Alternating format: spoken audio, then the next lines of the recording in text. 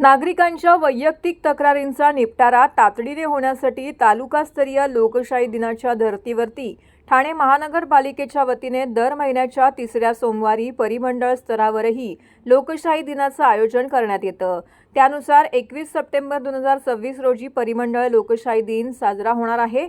या लोकशाही दिनासाठी नागरिकांनी आपली निवेदनं 7 सप्टेंबर पूर्वी सादर करण्याचं आवाहन ठाणे महानगरपालिकेच्या वतीने करण्यात आलेलं आहे।